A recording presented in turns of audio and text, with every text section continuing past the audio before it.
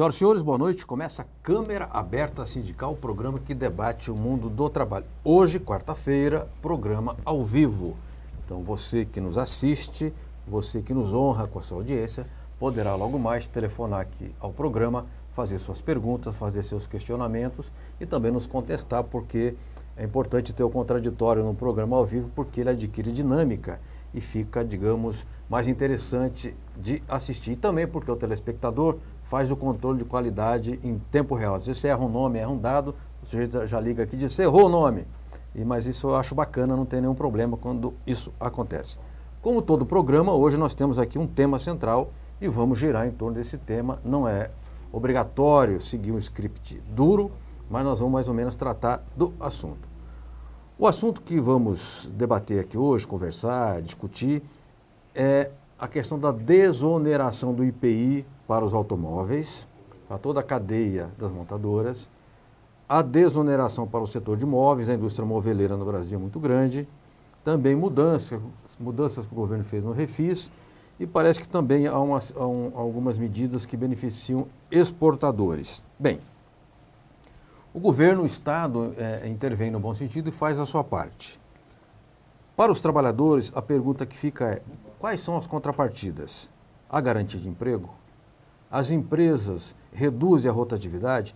E para a economia nacional, a pergunta que fica é, tendo em vista que as montadoras são multinacionais, existe garantia de que elas sejam mais modestas na remessa de lucros? Ou elas vão pegar aquilo que economizam no IPI e remeter para os seus países de origem sem qualquer obrigação com a economia nacional, com a situação dos brasileiros e da economia do país? Nós vamos mais ou menos tratar disso e de outros temas que têm a ver com esse assunto. Com quem é que nós vamos conversar? Com o Valmir Marques da Silva, o Birubiru, que está aqui do meu lado, preside a Federação dos Sindicatos Metalúrgicos da CUT, a FENCUT. Obrigado, viu, Birubiru, pela sua presença. Prazer estar aqui.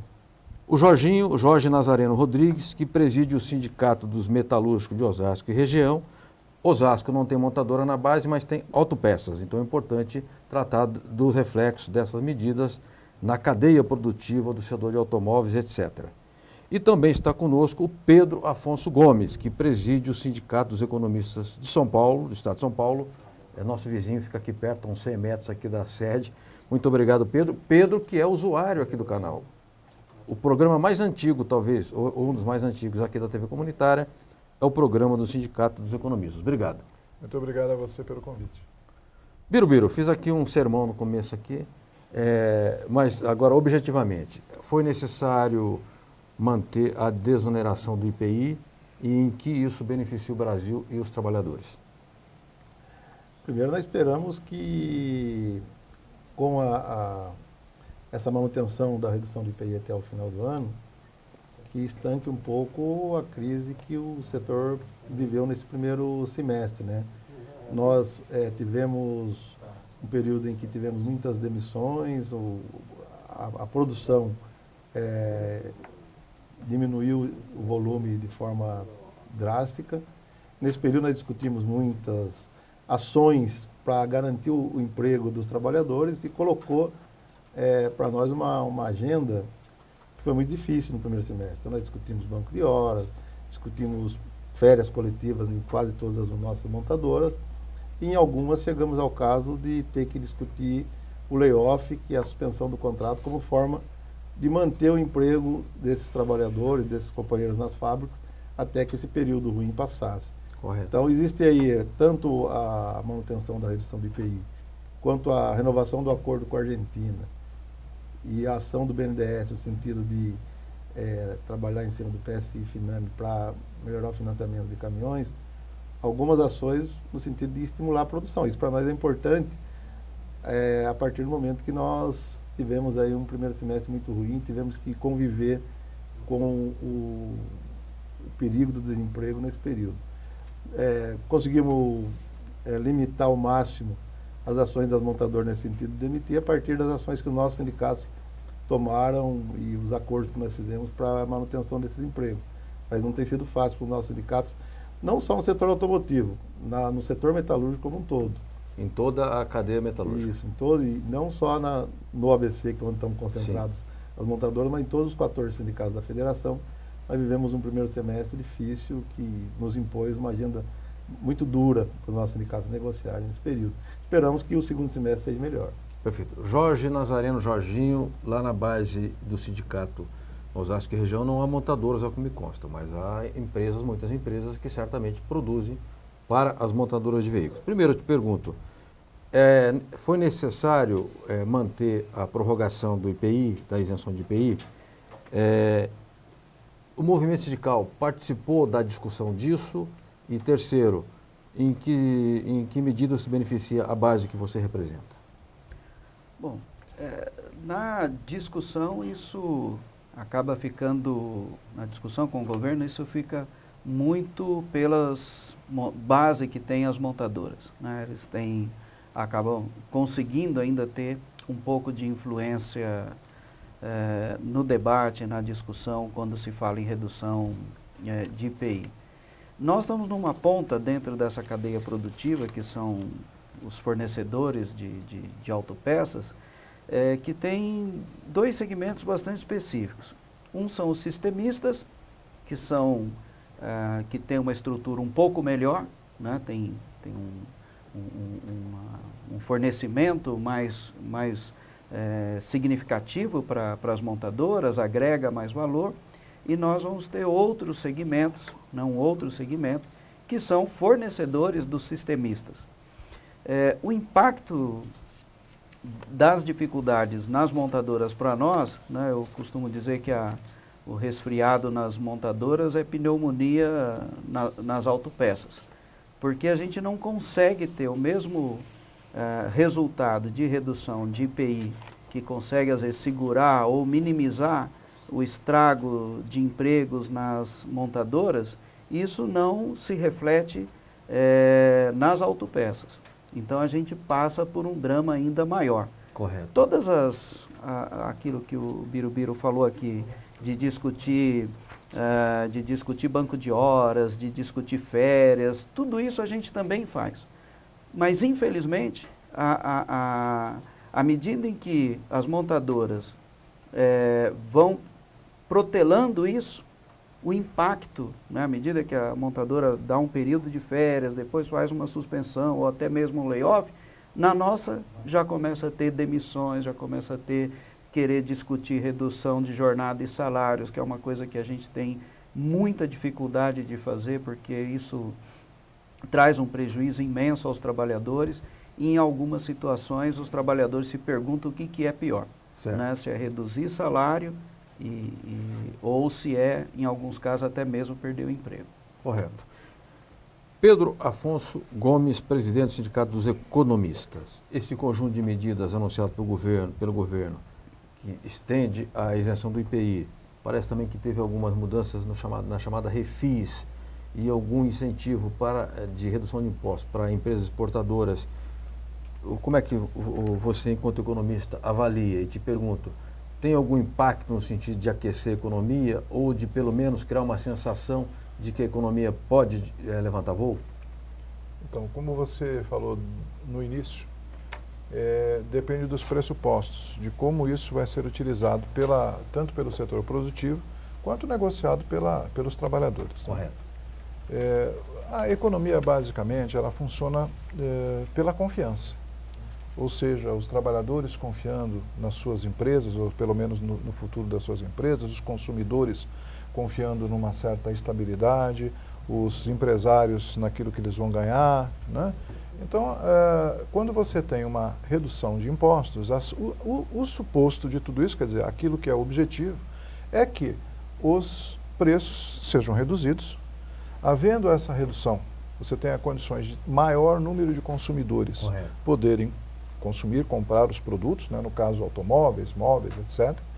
E assim você ter condições de ter mais empregos, maior produção, maior aumento do produto interno bruto. Essa é a ideia central.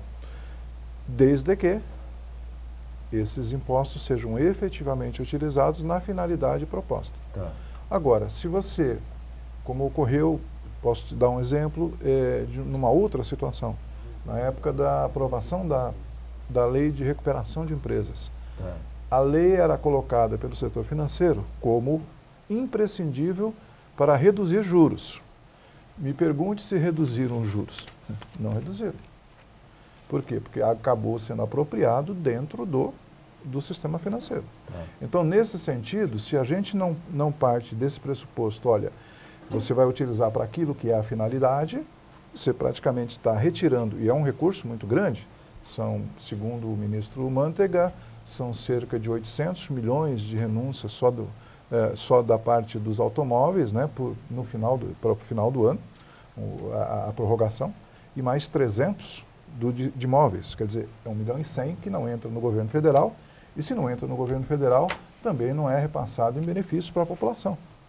Né? Quer dizer, então a população como um todo acaba pagando uma coisa que tem que ser apropriada de que forma? Para multiplicar a atividade econômica, né? Fazer com que a atividade econômica continue. E nós estamos numa situação difícil, porque, na verdade, como disse o Birubiru, o problema não é aumentar emprego, é que não se reduza mais, né? Tá. Porque hoje o que nós temos é uma previsão, antes das medidas, né, dessas últimas medidas, uma previsão de queda, de aumento do desemprego. E em 2015, mais um pouquinho de aumento de desemprego. Correto. Que também corresponde mais ou menos ao que está no mundo, né?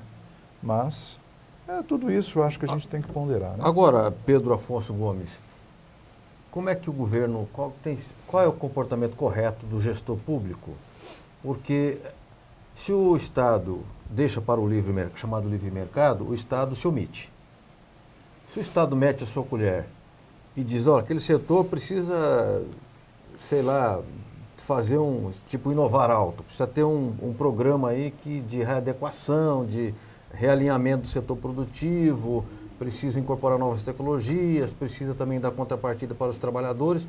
Aí vem os economistas, aqueles do Jornal da Globo, nervosos, e dizem, é ativismo, é excesso de ativismo. Como é que equilibra essas duas laranjas no ar ao mesmo tempo? É verdade, certamente, acho que depois da crise de 2008, crise mundial de 2008, ficou bastante claro que o livre mercado por si só, sem nenhuma amarra, sem nenhum parâmetro, não funciona. Tá. Quer dizer, deixou-se até 2008, e infelizmente continua em muitos setores, deixou-se para que o mercado regulasse a si próprio. Ocorre o seguinte, ninguém controla. Tá. Quando você dá uma desoneração ou propicia essa desoneração, teria que haver, de alguma maneira, não é excesso de burocracia, mas sim um controle social, de para onde foi esse dinheiro. Aliás, Birubiru, as empresas vêm aqui, não sou contra que as multinacionais se instalem no Brasil, a economia hoje ela é globalizada, aliás já vem de décadas, né? Mas agora especialmente. Ela ganha terreno, ganha verdadeiras fazendas, como a Goodyear ganhou em Americana, onde eu morei, 120 alqueires, 10 anos de isenção de impostos, ela ganha uma estrada asfaltada, ilumina, ainda faz um bairro de casa popular ali do lado. Aí ela ganha dinheiro, não reinveste, não cumpre sequer o acordo que ela fez com a prefeitura, ou com o Estado, ou com a União, e manda dinheiro para Dedéu lá para o exterior. Não deveria ter, nessas medidas do governo, um mecanismo que pelo menos regulasse a remessa de lucros? Tem jeito de fazer isso? Olha, das pautas que a gente tem colocado nas discussões do governo, no sentido de cobrar as contrapartidas quando faz uma isenção dessa.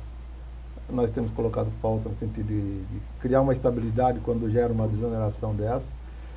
E mais do que isso, cobrar a responsabilidade social das empresas também. Porque hoje, o que nós estamos assistindo, e você comentou sobre inovar alto, é uma das discussões que nós estamos fazendo. Tem um pessoal nosso, dentro do plano Inovar Alto, discutindo, cobrando das montadoras que criam um índice de nacionalização das peças que são usadas nos carros, para que possa ser produzido no Brasil e gere emprego no Brasil. Porque hoje, aí protege a autopeça, estimula a autopeça. E que precisa da rastreabilidade, porque tem outra fuga, outra discussão, né? Que é a rastreabilidade que está sendo discutida. Inclusive, o nosso pessoal está apresentando um programa lá para o governo, para que possa entrar no plano. Porque hoje o que tem é isso mesmo. As montadoras não têm nenhum compromisso social com o Brasil, remetem uma margem de lucro altíssima para o exterior, e quando vem a crise, cobra do governo contrapartidas para que ela possa passar a crise, para não demitir, e acaba fazendo uma chantagem com os nossos sindicatos e com o governo. Trazer um pouquinho daquilo que ela mandou de volta para financiar a crise aqui, parece que isso não faz parte do jogo. deveria fazer, mas é uma dificuldade grande que até hoje nós não vimos o governo cobrar isso das montadoras. Né? Perfeito. Olha, eu vou pedir licença para vocês aqui um pouquinho. Nós temos uma sessão chamada Na Linha, em que um dirigente que está evidentemente fora, ele participa do programa. Chama na linha, por favor. Pode ser?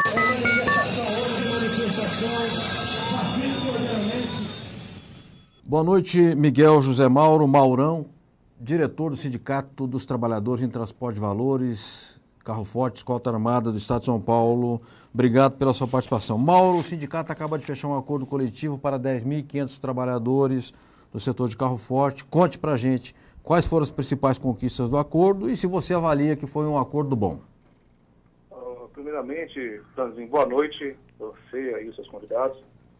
É uma satisfação ficar falando com vocês aí no ar e estar passando essa conquista nossa aí do Sindicato dos Trabalhadores do Carro Forte, junto com a comissão dos trabalhadores lá, foi várias rodadas de negociações, né?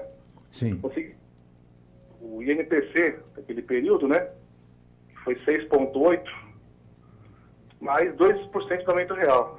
Quer dizer, o acordo da categoria 2% para 8,08. Correto. E o Vale Refeição, o UVA, o Vale Alimentação também, conseguimos 11,16%. O Vale Refeição passou para R$23. É um valor bom, hein? E importante, né? Seguindo a orientação da FINTRAV, a Federação dos Trabalhadores em Transporte de Valores, a Federação Nacional nossa, recém-criada, de estar fechando a convenção por um ano. Sim. Com aumento real e por um ano, né? Tá. E a aceitação bem na base, Franzinho, tá grande, viu? Vários e-mails a gente está recebendo aí, o João Passo está recebendo lá, que é o presidente. Eu mesmo estive em São José ontem, hoje, o pessoal está bem contente, a aceitação está muito grande, viu? Perfeito. Bom, são 10.500 trabalhadores em todo o estado, né, Mauro? Isso mesmo, 10.500 trabalhadores no estado de São Paulo. Transporte de Valores está representando. E parece que o maior piso da categoria, incluídos aqueles 30% de adicional de risco, que é o do Fiel, foi 3.279, é mais ou menos isso, né? Estou citando de cabeça aqui. Isso mesmo. A tabela não chegou em minha mão, mas a conta que eu fiz assim por cima é isso mesmo, 3.200 e pouco. Perfeito. É um bom piso, né, Franzinho? Sem dúvida. Sem dúvida. E o Vale Refeição, essa conquista faz aí, ajuda bastante aí pro pessoal nosso também aí na rua. Perfeito. Mauro, quero agradecer, Maurão. Muitíssimo obrigado. Aqui na linha o Jogo Rápido e boa sorte. Parabéns ao sindicato pela conquista. Um abraço a todos. Você também. Tchau. Muito bem, voltamos com Câmara Aberta Sindical, com Valmir Marques da Silva, Birubiru, presidente da Federação dos Sindicatos Metalúrgicos da CUT-SP, a FENCUT, Jorge Nazareno Rodrigues, que é presidente dos Sindicatos Metalúrgicos de Osasco e região e é dirigente da Força Sindical, portanto, duas centrais presentes aqui ao programa, e o economista Pedro Afonso Gomes, que preside o sindicato da categoria. E como o programa ao vivo, você tem várias intervenções que às vezes não tem necessariamente ligação com o tema, eu não poderia deixar aqui de contemplar o Jaime do Bonfilioli, que participa de todos os programas, ele tem carteirinha aqui, permanente, que chama, né, que nem tinha antigamente em clube, né? Ele diz o seguinte: o ingresso para os jogos da Copa eram muito caros e os que foram comprar no câmbio negro, a compra foi realizada em dólar. Qual seria o perfil social daqueles que vaiaram e xingaram a presidente durante os jogos? Acho que a sua pergunta já responde, né? Evidentemente que eu vi, é claro que a Globo ela é seletiva, ela tem uma espécie de eugenia visual. Na hora em que ela mostra as mulheres, ela mostra as mulheres que tem o padrão global de beleza. As branquinhas, loirinhas de olhos azuis, pele bonita, cabelos bem tratados, né? Mas esse foi o perfil dominante nos estádios, porque os ingressos realmente ficaram muito caros e o futebol, que é um esporte popular, está virando uma espécie de clube de ricos. Ricos que os jogadores, as estrelas ganham muito, os dirigentes ganham muito, o técnico ganha R$700 mil e o ingresso chega a custar R$1.000, R$1.200, que é absolutamente inaceitável. Quero crer que a sua pergunta já embute também a sua resposta. Eu torci para a Alemanha, tá? Para que não fique dúvidas aqui na final. Para a Argentina só tem a possibilidade de torcer para a Argentina. Se jogar contra os Estados Unidos, aí eu sou obrigado a torcer para a Argentina. Quero mostrar materiais sindicais aqui que temos. né? Um jornal que me foi entregue pelo Robson Gazola, que é o destaque da Federação dos Comerciários do Estado de São Paulo, FEComerciários, Patrimônio. FEComerciários investe em novas sedes para afiliados, Itapira, Jales, Rio Preto, e tem aqui a palavra da presidente em exercício, que é a Lia Marques. Obrigado pelo envio do material. Tem outros materiais sindicais aqui, depois eu mostro durante o programa. Sindicalista que estiver nos assistindo, quiser mandar jornais, revistas, etc., a gente mostra aqui durante o programa. Há uma pergunta, Jorginho, de cada emprego que se eventualmente perca nas montadoras, gera quantas perdas, quantos postos de trabalho são perdidos na autopeças? Tem essa conta ou isso é meio fictício? Não é uma coisa assim, muito definida. As empresas de autopeças mais organizadas trabalham com a produção. Então, se ela precisa de X funcionários para produzir determinado produto, determinada quantidade, quando reduz a demanda, ela adequa o número de funcionários de acordo com essa redução. Entendi. Então, por exemplo, a empresa fornecedora de eixos, que é um caso que a gente tem na nossa base, ela vai contabilizar o número de funcionários em função do número de eixos que ela produz. Certo. Se ela precisa menos funcionários, ela corta, né? E o grande problema é esse, porque às vezes as montadoras até conseguem fazer um período, segurar um determinado número, mas corta os pedidos. Correto. E esse corte de pedido, que na montadora ainda consegue preservar os postos de trabalho até que se recupere uma produção melhor, nas autopeças nem sempre acontece o mesmo, né? Ela acaba se adequando ao volume que é solicitado pelas montadoras. Agora, o perfil do setor de autopeças, tem multinacional em autopeças ou tem empresa nacional? Tem bastante multinacional. Alguém me disse que estaria entrando muito produto chinês no setor de autopeças. Vocês detectam isso? Muito, de forma muito significativa. E aí chega com preço muito mais baixo? Com preço muito mais baixo e pior do que isso. Em muitos casos, as próprias montadoras são as que importam esses produtos de fora.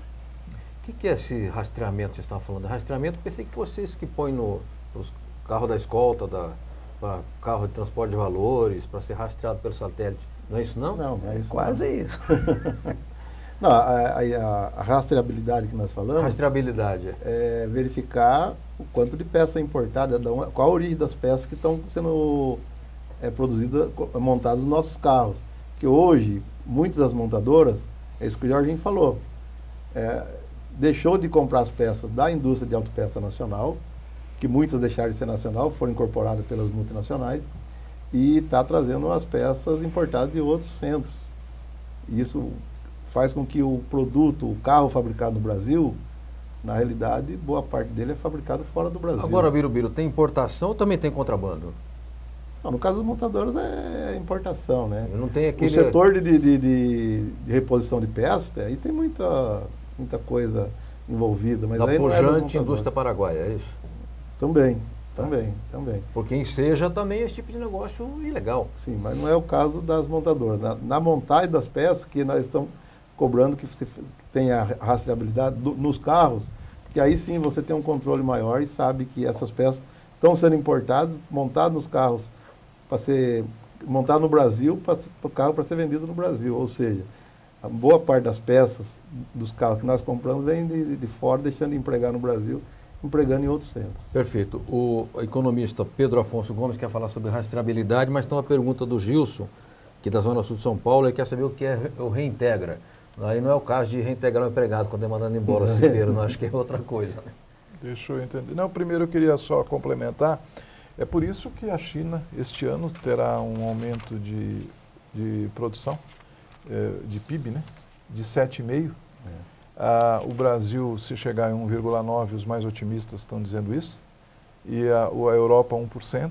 Estados Unidos, 2,7%. Por quê? Porque está lá sendo fabricado. E está sendo trazido para cá. Quer dizer, o emprego está lá e os compradores estão aqui. Então, de fato, nós temos um descasamento aí. Agora, a China é uma economia estatizada. ela é dirigida pelo Partido Comunista Chinês. Mas o já Estado existe... ele faz todo o planejamento da economia. Mas já existe alguns centros que são privados, né? São aquelas zonas que o dengue começou lá nos anos 80. Porque com certeza não haveria outra forma, você considerando um pouco a história da China, de haver investimento, porque tudo em volta da indústria é investimento, né? Então você também precisa ter um pouco de iniciativa. Então existem alguns lugares que você tem iniciativa privada forte. Mesmo empresas eu ouvi, mas eu sinceramente não saberia nominar, empresas brasileiras mesmo, que já foram para lá, que fizeram todas as contas, todo o custo, entendido aqui o custo trabalhista, custo tributário, etc., levaram para a China, né? Quer dizer, é mais fácil trazer de lá para cá, empregar lá, trazer de lá para cá, do que produzir aqui, segundo essa conta feita por algumas indústrias, né? Aqui não querendo fugir do tema, um dirigente sindical amigo meu, junto com um assessor sindical, estiveram recentemente na Tailândia e na Indonésia. E a China está transferindo também plantas, né, produtivas para esses países onde o salário é muito mais baixo que na China. Por quê? Porque no último congresso do Partido Comunista Chinês, eles tomaram algumas decisões. Uma delas é de que passa a ser política de Estado aumentar os salários. Por quê? Porque precisa formar mercado interno. Sem mercado interno, você não sustenta economia nenhuma. Então, daqui a pouco nós vamos ter, viu, Jorginho e Birubiru, a concorrência das tailandesas e da Indonésia e do Vietnã também. Então, se preparem. Pergunta a Estela de Itaquera, eu passo para o Birubiru. A redução do IPI serve para carros usados também? E nos carros 0 km, é só para os populares ou para os carros top também? São só para carros novos. Tá. E tem uma escala, né? Os carros populares a redução é maior. Na realidade, é a manutenção da redução do IPI. Já estava em vigor, né? Era para acabar agora em julho. O que o governo fez foi estender essa redução até o final do ano. Certo. E é só para carros novos e vale para todos os carros, só que dentro de uma escala de valores, né? Correto. Eu quero perguntar ao Jorginho, tem uma pergunta aqui da Vilma de Osasco, mas eu quero também colocar um outro assunto para perguntar para o nosso economista aqui. A Folha de São Paulo, de sexta-feira, traz uma matéria até com certo destaque, que diz o seguinte: Brasil eleva a adoção de medidas de proteção à indústria em 2014.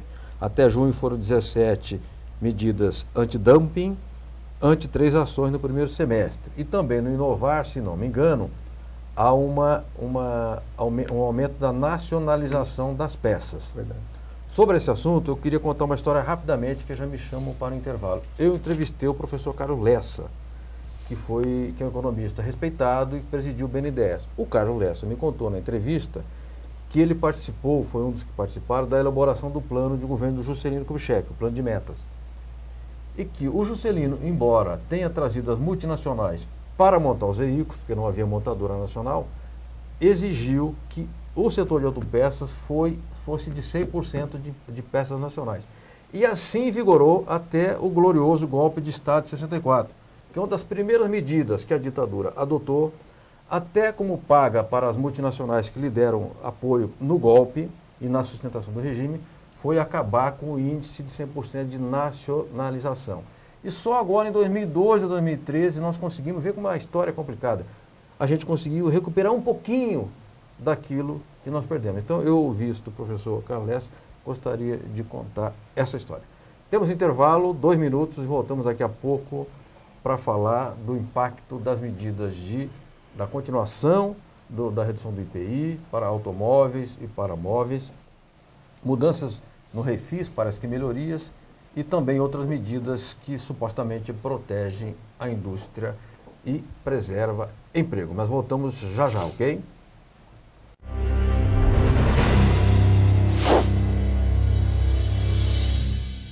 O advento da Copa do Mundo aqui no Brasil, ela teve, assim, consequências muito positivas, né? Está mantido os empregos aí, tem uma produção grande, a gente viu ainda falando aí sobre a produção de televisão, que foi um boom de venda de televisores, que evidentemente a indústria nacional que produz esses produtos gerou e manteve uma série de empregos.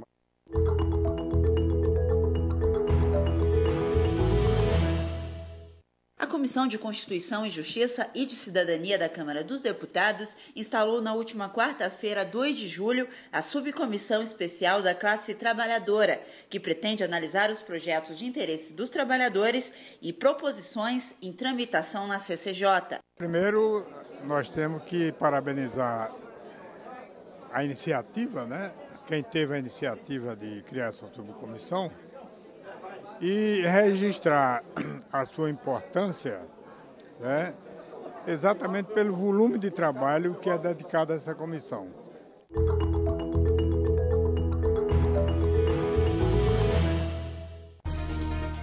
A FEComerciários, formada por 68 sindicatos filiados no estado de São Paulo, representando 2,5 milhões de comerciários, apresenta Momento FEComerciários.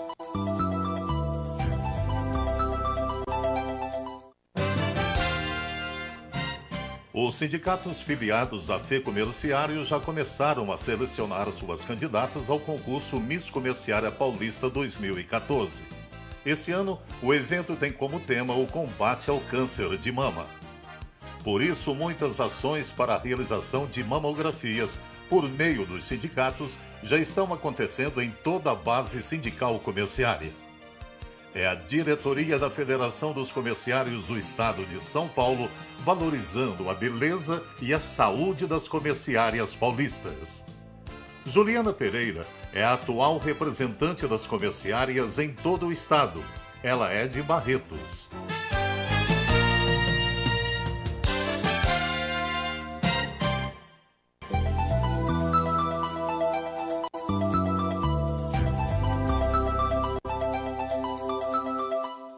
Muito bem, voltamos com Câmara Aberta Sindical ao vivo. Eu estava procurando papelada aqui, né? Eu quero reafirmar que hoje nós estamos aqui com o Valmir Marques da Silva, o Birubiru, que preside a Federação dos Metalúrgicos da CUT, a FENCUT, Pedro Afonso Gomes, presidente do Sindicato dos Economistas do Estado de São Paulo, e o Jorge Nazareno Rodrigues, que preside o Sindicato dos Metalúrgicos de Osasco e região. Osasco, filiado à Força, FEM, filiado à CUT, economistas... O GT. É o GT? É. Então temos 3 centrais sindicais aqui. Para que o Patá não reclame e diga assim, você não fala da OGT no seu programa. A OGT está presente, viu, Ricardo Patá? Quero também registrar a presença de umas moças aqui, trabalhadoras e colegas nossas aqui presentes. É possível mostrá-las? Andréa, Viviane, Gilza e Paixão. Elas são trabalhadoras metalúrgicas e uma delas que também é assessora da federação. Estava até fotografando agora há pouco aqui o programa. O Robson Gazola, que é jornalista e diretor aqui da TV Comunitária, passa um bilhetinho. Amanhã, dia 17, os metalúrgicos de Osasco, foi o Robson, alguém me passou esse aqui, faz o 35º ciclo de debate para discutir o combate aos acidentes de trabalho. É isso mesmo? É isso mesmo. Já são 35 anos que o sindicato desenvolve essa ação, né? Sempre no mês de julho. E amanhã nós vamos apresentar uma pesquisa com os dados de acidentes entre os metalúrgicos da nossa região. E, infelizmente, com um quadro nada satisfatório, né? Deteriorou-se muito a proteção aos trabalhadores nas empresas. Tivemos um índice alarmante de mortes ao longo dos últimos anos. E, pior do que isso, o tempo que leva para se fiscalizar, para criar condições para que os trabalhadores não sejam vítimas de tantos acidentes e, em muitos casos, de mortes no ambiente de trabalho. Infelizmente, é um quadro muito grave. Vai ser na sede do sindicato? Na sede do sindicato. Endereço?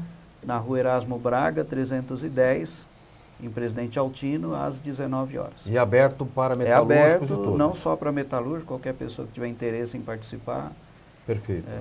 E vai ser apresentada uma pesquisa, infelizmente, muito ruim do ponto de vista das condições de saúde e segurança dos trabalhadores. Eu registro que o sindicato conta nos seus quadros com o obstinado Carlos Aparício Clemente, que eu conheci em 85, e que desde aquela época já se dedicava à causa dos combate aos acidentes de trabalho, melhoria das condições de trabalho, combate às doenças do trabalho, chamava na época doenças ocupacionais, e que hoje tem um trabalho muito interessante pela integração ao trabalho dos portadores de deficiência. Já esteve aqui no Câmara Aberta falando sobre esse tema também. Mostra aqui, por fim, um outro material sindical, o Jornal Sindical, Companheiro Metalúrgico, do Sindicato dos Metalúrgicos de Guarulhos e região. O sindicato investe e amplia patrimônio do metalúrgico. Tem aqui uma obra que está em construção na Praia Grande, um futuro hotel Colônia, que eles chamam. Embaixo, uma conquista sindical. Trabalhador da NCO comemora restaurante. Evidentemente estão felizes por causa disso, porque comer de marmita ninguém merece. E por fim, Festa Julina será dia 26, entrada grátis. É a festa da categoria no Clube de Campo. Mais informações no sindicato. As pessoas terão lá as informações a respeito de festa, horário, quem participa e tudo mais. Eu quero perguntar, tem perguntas aqui. Eu quero perguntar ao Pedro Afonso Gomes, do Sindicato dos Economistas. Deixa eu ver que eu tenho uma pergunta aqui. Bom, eu vou somar 2 ou 3 perguntas. Aqui tem uma pergunta de Paulo do Tremembé: de que forma efetiva a redução do IPI ajuda o Brasil a crescer? Uma pergunta aqui de Francisco do Centro: até quando vai a nova redução do IPI? E com ela, qual a estimativa de impacto no crescimento da economia? Perfeito. Bem, como ajuda a economia? Exatamente dentro daquele princípio que eu já tinha mencionado, que é o de ser destinado especificamente à redução de preços, que haja um reflexo no preço para que os produtos, no caso automóveis, móveis, tenham a possibilidade de ser comprados, né? Mas nós temos um problema. Por quê? Porque tanto o automóvel quanto o móvel, de um modo geral, são produtos de um valor maior. Correto. Então, significa que muitas vezes os consumidores e as empresas também, no caso o Birubiru falou dos caminhões, tanto as empresas, tanto os automóveis de passeio, quanto os caminhões ou outros utilitários, eles precisam ser financiados. E nós chegamos num limite do crédito muito forte, porque há um tempo atrás, todo mundo se recorda, houve uma expansão enorme do crédito até para financiamento desses bens de maior valor, e hoje nós estamos engessados, porque houve muita inadimplência. As pessoas, ao comprarem um bem de maior valor, preocupam-se apenas com aquela prestação e não pensam no futuro, no emprego, na continuidade da renda e também nas outras despesas que há. Quando você paga R$1.000 de prestação num carro, você tem que imaginar que você tem mais 1.000 de todas as outras despesas, impostos, consumo, etc, etc. Então você não vai pagar 1.000, você vai pagar 1.000 mais todas as outras despesas. Então, tem que caber no seu orçamento. Então a parte do crédito está muito difícil. Não há muita perspectiva. Por isso que os bens de menor valor são mais fáceis, é mais fácil que o preço caia e que sejam consumidos. Os de maior valor tem que ter essa conjugação. Entendi. Entre crédito e redução de impostos ou que seja redução de preço. A segunda pergunta se referia, você me desculpe, Mas eu vou fazer aqui a pergunta, mas eu queria perguntar uma coisa óbvia, vou repetir. Pois não. Os que defendem o livre mercado exaltam a lei da oferta e da procura, certo? Diz que é uma lei que regula as coisas. Eu não vejo o preço de automóvel cair no Brasil. Mesmo que a procura caia, as empresas não reduzem o preço. E todo mundo sabe que o preço do carro no Brasil é exorbitante. A quitandinha lá da esquina de casa, se ele perceber que ali o bairro está comprando menos, ele faz liquidação. Ele baixa o preço. Por quê? As montadoras brasileiras não têm margem para baixar o preço? Na verdade, eu não saberia com exatidão dizer quanto é o custo de produção de um automóvel. Não poderia dizer isso. Mas eu vou falar via de regra. O que ocorre é sempre, na economia nós temos bens substitutos e temos bens complementares. Ou seja, quando você não compra um copo de vidro, você pode comprar um copo de plástico, que está mais barato, e você se serve da mesma maneira, a não ser que você queira um luxo de ter um copo de vidro. Não é? A mesma coisa com relação aos automóveis. Agora, tem outra questão, que é a questão do cartel, né? O cartel significa o quê? Que ninguém baixa o preço, porque todos ficam satisfeitos com esse preço e vendem. No momento em que não vendem, a isso se socorrem de outras alternativas, de redução de impostos, de redução de custos via desemprego, via uma série de coisas. Então, na verdade, na economia é um pouco assim. E dizendo mais, é o que foi mencionado pelo Birubiru, por você também, a questão dos lucros. A economia brasileira, se as pessoas tiverem uma certa competência, e não estou negando nenhuma competência, muito pelo contrário, as montadoras, o lucro médio de um empresário deste porte, não estou falando dos pequenos, estou falando deste porte, ele deve ser de 2 a 2,5 vezes o lucro que se obtém fora. Perfeito. Então, quer dizer, o investimento aqui, ele propicia mais ou menos 2 vezes e meia o lucro que ele teria fora. Quer dizer, então, é interessante ele estar aqui, mesmo que ele reduzisse, ele se equipararia ou ficaria um pouquinho acima ainda ao externo, ao lucro externo. Perfeito. Aliás, eu estou citando de memória que li no jornal o Globo o seguinte: ganho por unidade do automóvel. No Brasil, 10%. México, 7%. Estados Unidos, 5%. Então já é simplesmente o dobro do que se ganha nos Estados Unidos. O Jaime do Bonfilioli, já que o programa é ao vivo e tem esse bate-bola aqui, ele diz assim: tudo bem que você elogia o governo Juscelino. Eu não elogiei o governo Juscelino, hein?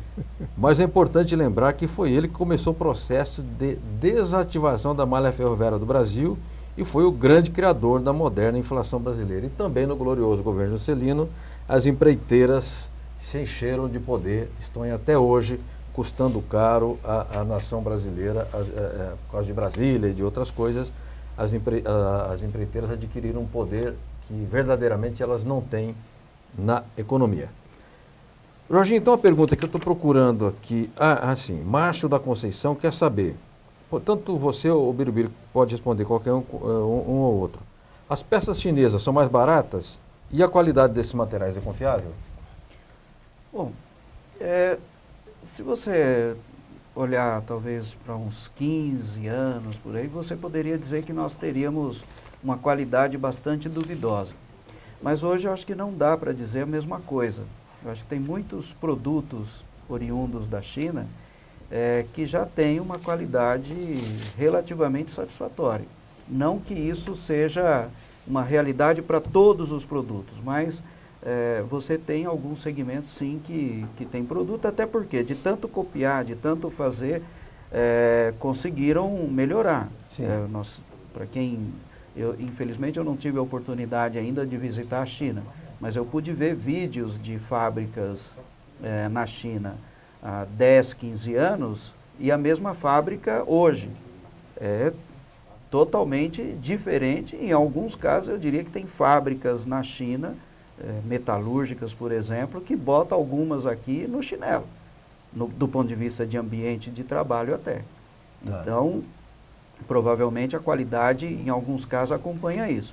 O que vem é que é um conjunto de coisas que estão colocadas no produto chinês que faz com que ele chegue aqui, de fato, num preço que inviabiliza muitas empresas. Nós podemos citar aqui aço, por exemplo, né, embora ele saia daqui minério, mas volta mais barato do que o aço que você compra aqui.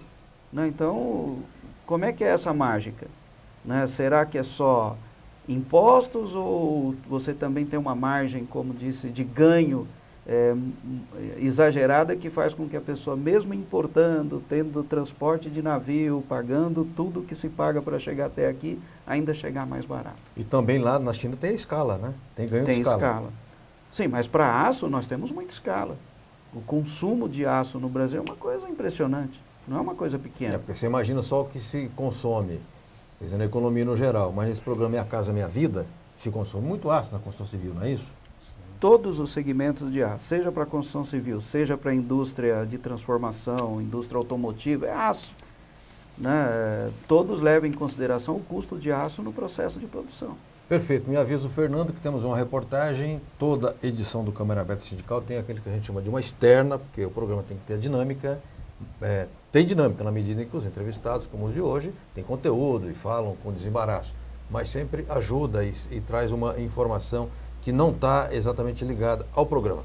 Vamos à externa, voltamos já já com o Jorginho, com o Birubiru, com o Pedro Afonso Gomes, ok?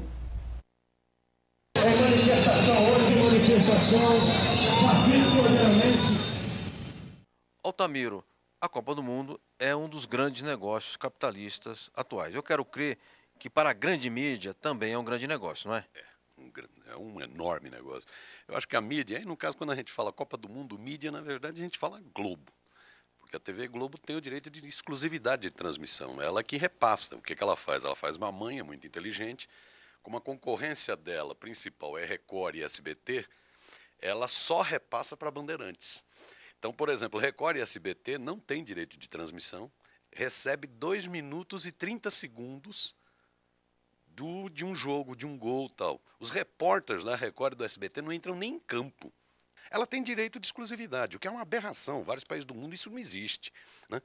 Isso faz com que ela ganhe muita grana. Só com patrocínios, os 8 que a Globo conseguiu, só com patrocínios, 1 bilhão e 400 milhões de reais. Isso afora publicidade, afora a venda do programa, né? A transmissão para outros países. Então, é muito dinheiro que a Globo ganha. Então, a Globo teve uma relação esquizofrênica, ficou engraçadíssima. Ela, por um lado, ganhando muita grana, só em patrocínio 1 bi 400, né? Por outro lado, fazendo política, tentando fustigar o governo, já que é um ano de eleição. O problema dela não era a Copa, é a eleição. Agora, Altamiro, a Globo movimentou muitas equipes, um grande número de jornalistas. Eu vi lá o número de reserva de hotéis durante a Copa, passa de 1.600. É um evento que ainda que temporariamente gera emprego para jornalista, não gera? Gera. Não, isso é um grande evento, né? Você está transmitindo, nenhuma campanha publicitária conseguiria isso. Você está transmitindo o Brasil para 3,5 bilhões de pessoas no planeta. Você está atingindo 200 países. Você tem 20 mil profissionais de imprensa do mundo inteiro aqui. Isso é de uma grandiosidade. Não existe evento que tenha essa capacidade, para usar um termo do mercado, da marca Brasil. E você vai ter logo na sequência a Olimpíada, que foi outra conquista. Isso é vitória do povo brasileiro, né? Isso é vitória do governo brasileiro. Isso vai para o mundo. É um baita evento. Por isso que mobiliza tantos recursos.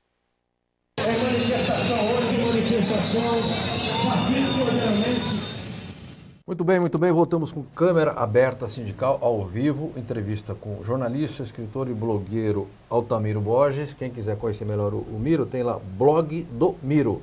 Blog do Miro, ele debate muito a questão da mídia. Não é restrito a isso apenas o conteúdo, mas é o foco, digamos, central de seu blog. Eu estava conversando aqui no intervalo com o economista Pedro Afonso Gomes, que lembrava um detalhe importante. Além do ganho do carro no Brasil ser 10% em cima da unidade, no México 7%, nos Estados Unidos 5%, tem ganho financeiro, porque hoje as montadoras têm banco. Exato, de alguma forma... Qual que é o ganho? Dá para mensurar? Veja, é uma financeira, isso não é dado meu, e quero esclarecer, não sou contra o lucro, não, mas só que ele tem que ter um certo controle, né? O ganho de financeira é mais ou menos 40% sobre o total emprestado. Então, se você imaginar 10 mil emprestados, no final, tirando todos os impostos, custos de captação, etc., você tem 4 mil de lucro. E isso vale para um carro também ou vale mais para um liquidificador? Qualquer tipo de bem. Então, você tem um bem 4, 5 anos, você vai ter isso aí de lucro em cima. Quer dizer, o bem custa 30, vai te dar um lucro financeiro de 12, por aí. Em torno disso, fora o lucro normal industrial, né? Vamos dizer assim, comercial. Olha, eu acho que, Birubiru e Jorginho, quando vocês forem discutir a participação nos lucros, vocês podiam incluir para os trabalhadores a participação no lucro financeiro também, viu, Birubiru? Aproveita agora a campanha lá da FEM e já põe isso na pauta. Aí você vai brigar com os bancários que também querem a parte... É verdade. Não, chama os bancários para ajudar. Birubiru, você me dizia da alta rotatividade que há no mercado de trabalho no Brasil e também no setor metalúrgico. Como é que é essa rotatividade? De quanto que é por ano? Olha, a rotatividade ela é concentrada no setor de autopeças e no setor eletroeletrônico na nossa categoria. E em alguns casos chega a ser de 35% da mão de obra no ano. O setor eletroeletrônico é isso com certeza. O setor de autopeça chega a 23%, 22%, que faz com que toda a demanda que os sindicatos criam, no sentido de sindicalizar, de formar os trabalhadores ou de conscientizar os trabalhadores, vá tudo para o espaço numa ação de rotatividade como essa. Tá. Então, no Brasil, ainda a rotatividade é muito alta. Nós conseguimos colocar na nossa convenção uma cláusula que garante que os nossos sindicatos possam estar discutindo uma forma de minimizar essa rotatividade. Ainda não conseguimos ir a fundo para limitar mais ainda essa rotatividade, mas ainda é muito alta no Brasil e no nosso sindicato sofre muito com isso, com essa questão da rotatividade. Mas, Jorginho, acho que nós já avançamos alguma coisa. Por exemplo, a licença maternidade. Hoje é de 120 dias, em alguns casos pode ser a 180, porque tem uma lei que possibilita essa empresa aderir lá a um programa. Outra coisa, as convenções coletivas dos sindicatos, muitas têm estabilidade para o acidentado. Outras também para quem está prestes a se aposentar. Perfeito. E ainda isso tudo não tem peso suficiente para reduzir a rotatividade. Em absoluto, de jeito nenhum. A rotatividade é nesses índices que o Biro acabou de dizer, e nós não temos um mecanismo, não temos ainda um mecanismo de proteção. Nós tivemos, brigamos muito para ter o reconhecimento da Convenção 158, se eu não me engano, do OIT, que garantiria a dispensa imotivada, né, proibiria que se tivesse a dispensa sem que tivesse um real motivo. Infelizmente, isso não foi, o Congresso nem o governo assimilou isso. Até um motivo pelo qual, né, a gente defende, né, que os trabalhadores, que aqueles que nos assistem, que no processo eleitoral, né, fugindo um pouco aqui, mas eu acho que tem a ver, que escolham pessoas que tenham compromisso com os trabalhadores, porque nossa bancada no Congresso é ínfima e quando esses temas vão à discussão a gente perde. Tá. Né? É incrível como a gente perde esse debate, porque os empresários são maioria nessa hora, ou aqueles que eles financiam são maioria nessa hora. Nós precisamos ter legislação que proteja. Se pegar os metalúrgicos, por exemplo, ao longo, talvez, dos últimos 10, 15 anos, nós não tivemos ano que a gente não teve aumento real. Mas a massa salarial não cresceu na mesma proporção. Cresceu muito pouco nos últimos anos, em função de políticas de governo até. Tá. Né, que conseguiu fazer com que o nível de emprego fosse maior, elevou a um nível bastante grande em todos os segmentos no país, e isso permitiu que nós tivéssemos um pequeno avanço na massa salarial. Perfeito. Mas nós ficamos anos sem ter avanço nenhum, porque a rotatividade acabava comendo todo esse ganho que o trabalhador tinha. Biro, rapidamente estamos correndo contra os segundos. Na rotatividade, a empresa manda embora quem ganha mais e contrata para pagar menos, é isso? Essa é a lógica elementar da rotatividade. E é muito cruel, né? É isso que o Jorginho falou. Os sindicatos organizam uma campanha salarial, saem com acordos vitoriosos da campanha salarial, passado alguns dias as empresas vêm, fazem as demissões e demitem o pessoal que está no teto salarial e contratam no piso. E só para esclarecer, no nosso acordo, nós iniciamos a nossa campanha salarial hoje, a primeira negociação. No nosso acordo, a licença maternidade já é 180 dias. Já é regra geral. 3 grupos, nós somos 6 grupos de negociações. Somente 3 grupos ainda não é uma condição final. É uma sugestão, uma condição que a empresa pode adotar ou não. E você acha que dá para fechar esse ano com todos? Esse ano a gente fecha com todos, com certeza. O objetivo é esse. E também, no nosso acordo coletivo, nós temos a estabilidade para o portador de doença profissional também. Tá. Que é uma conquista que nós tivemos na nossa convenção, já vem de longa data, e agora nós conseguimos estender para todos os trabalhadores metalúrgicos do Estado de São Paulo da CUT. Perfeito. Pedro Afonso Gomes, economista, presidente do sindicato da categoria. Pergunta o Nildo Nogueira, sindicalista comerciário do bairro do Limão. Qual é a verdadeira inflação mensal nos alimentos? Hoje um pãozinho de 50 gramas está custando R$1 e há 3 meses custava 60 centavos, diz ele. O leite era R$1 e agora custa quase 4. Como o trabalhador com o piso salarial que ganha consegue se alimentar com o pão nosso de cada dia? Bem, não existe um número melhor do que esses que nós temos de inflação, de índices de inflação. É preciso que a gente entenda que cada pessoa tem a sua inflação. A pessoa mais velha tem a inflação dos seus gastos, ou seja, dos gastos de remédios, hospital, saúde, que se gasta mais. Aquele que é mais novo na educação, etc. E a maioria das pessoas sobrevive, né? Não tem grandes sobras, então é alimento. Então, quando o alimento pesa demais, o que ocorre? A inflação daquela pessoa, daquela categoria, daquele segmento se eleva. E quando os alimentos têm uma redução de preços, evidentemente que fica melhor para aquele segmento. Então não existe uma cesta, são vários índices, vocês sabem, mas é preciso entender que cada um tem. Então, às vezes, em determinada região, para determinada categoria, a inflação está muito acima daquela que está colocada nos índices oficiais. Entretanto, em outras pode acontecer exatamente o contrário. Então, é esse cuidado só, para se ver. O metalúrgico, qual é a faixa dele? Qual é o tipo de cesta, né? Ele tem a sua inflação. E assim por diante, aquele que estuda, aquele, né? O mais velho, essas situações. Não tem um índice que eu possa lhe dizer com certeza, senão eu vou afirmar alguma coisa sem ter base. Perfeito. Agora, a manipulação dos índices, como já houve na ditadura, não tem mais? Eu imagino que não. Imagino que não tenha. Porque, na verdade, os institutos, eles sobrevivem da sua credibilidade. Pode haver algum erro técnico na montagem, por exemplo, da cesta, como é o caso do IGPM, no caso do IGPDI, que é uma cesta muito criticada por boa parte de nós economistas. Mas está lá, a coleta é aquela. Né? Se a gente gosta ou não do índice é outra questão. Perfeito, chegamos ao final do programa, uma hora passa rapidamente. Agradeço muito Pedro Afonso Gomes, economista, presidente do Sindicato dos Economistas, e que inclusive faz parte aqui do canal, porque a entidade tem um programa já há cerca de 16 anos aqui na casa. O Jorginho, que se deslocou de Osasco até aqui, muitíssimo obrigado. Jorge Nazareno Rodrigues, e desejando que o evento amanhã no sindicato referente à questão da saúde seja um evento com muita gente e que acumule forças para combater os acidentes de trabalho que realmente passam de todos os limites imagináveis. E o Birubiru Valmir Marques da Silva, muitíssimo obrigado. Me avisam aqui, eu vou ler, que na agência sindical onde eu trabalho, nós temos uma rádio na web, que toda sexta-feira fazemos o programa da sexta, mais ou menos um bate-papo de uma hora e pouco, fala-se sobre tudo.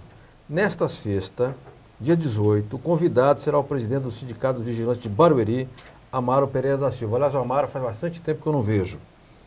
Ele vai falar da atuação dos agentes de vigilância privada na Copa do Mundo. O programa da sexta é às 17 horas na rádio Web Agência Sindical. O endereço é pelo site www.agenciasindical.com.br. O Amaro foi um dos credenciados pela FIFA na questão da segurança, porque durante o período da Copa se gerou um grande número de emprego para trabalhadores da vigilância, da segurança privada, né? E fazer o registro de que, embora a Copa do Mundo tenha reunido cerca de 3.200.000 pessoas nos estádios, praticamente não houve incidente. Fora muito pouco e dentro menos ainda. E nesse caso, os trabalhadores do setor de vigilância privada estavam ali, tiveram uma atuação realmente profissional e digna de elogios. Mas quem vai falar sobre isso amanhã é o Amaro. Eu quero agradecer a todos os que nos assistiram, quero agradecer especialmente aos que mandaram perguntas e aos que nos questionaram, como bem fez e deve continuar fazendo o Jaime Bonfilioli. Agradecer Birubiru, agradecer o Pedro e agradecer o Jorginho. Até quarta-feira que vem com um novo Câmara Aberta Sindical. Forte abraço. Este programa tem o apoio da TV Interação, Associação Vida e Trabalho e da Ordem dos Advogados do Brasil, Seção São Paulo.